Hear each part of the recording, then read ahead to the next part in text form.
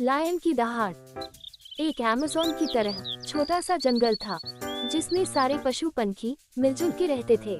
उसमें से एक लायन का बच्चा भी था जो कि बहुत सुंदर और शक्तिशाली था, पर वो बहुत ही दुखी था क्योंकि जब भी वह कुछ बोलने के लिए जाता तो उसके मुंह से बिल्ली की आवाज निकलती थी, इसीलिए वो दुखी था। एक दिन की बात है, जब लायन का बच्चा जंगल में घूम रहा था, तब वो कीचड़ से नहाते हुए हाथी से मिलता है। तब लायन का बच्चा उसे पूछता है कि क्या आपने मेरी आवाज को कहीं देखा है? हाथी ने कहा, मैंने तो नहीं देखा, तुम कछुए से पूछो, उसने जरूर देखा होगा। थोड़ी देर घूमने के बाद वो कछुए से मिलता है। तब वो कछुए से कहता है कि गुड मॉर्निंग कछुए भाई, क्या आपने मेरी आवाज को कहीं देखा है? कछुए ने डरते हुए कहा, मैं अंदर जाकर देखता हूँ, शायद मिल जाए। ऐसा बोलकर कछुए ने अपने मुंह और हाथ अंदर कर लिए। लगता है कि कछुआ मुझसे बहुत डर गया है। कोई बात नहीं, ऐसा बोलकर वो बच्चा अपनी सफर फिर से शुरू करता है। तब वो शुतुरमुर्ग से मिलता है। वो बहुत तेजी से जा रहा था। लायन के बच्चे ने जोर से कहा कि क्या मेरी आवाज को कहीं देखा है? शुतुरमुर्ग ने कहा, मैं जंगल से ही आ रहा हूँ, मैंने तो कहीं नहीं देखा। ऐसा बोलकर शुतुरमुर्ग खूब तेजी से भाग गया। फिर से लायन का बच्चा अकेला हो गया और खूब उदास हो गया। अपने आप से कहता है कि मैं अपनी आवाज को कैसे ढूंढ सकता हूँ। थोड़ी देर बाद उसे उल्लू मिलता है। उल्लू ने कहा, मैं तुम्हारी मदद कर सकता हूँ, तुम मेरी मदद कर सकते हो, जल्दी से बताओ। मैं एक जगह जानता हूँ जहाँ पे लायन की आवाज मिलती है। वो यहाँ से खूब दूर है, जहाँ पर बड़े पहाड़ मिलते हैं, वह जगह पर तुम्हें जाना होगा।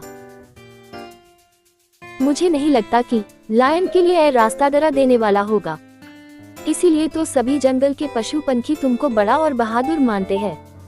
अगर तुमको अपनी आवाज लेनी है तो तुम्हें ये करना ही होगा, नहीं तो तुम सारी जिंदगी बिल्ली बनकर रहोगे। नहीं, मैं ये जरूर करूँगा। लायन का बच्चा उल्लू ने दिखाए रास्ते पर बहादुरी से चलने लगा। चलते चलते उसके रास्ते में एक बड़ी नदी आई। उस नदी में बड़े बड़े मगर थे। उसे देखकर थोड़ी देर सोच में पड़ गया कि ये नदी कैसे पार करूं। थोड़ा सोचने के बाद उसने मगर के नाक पर कूदा और नदी पार कर ली।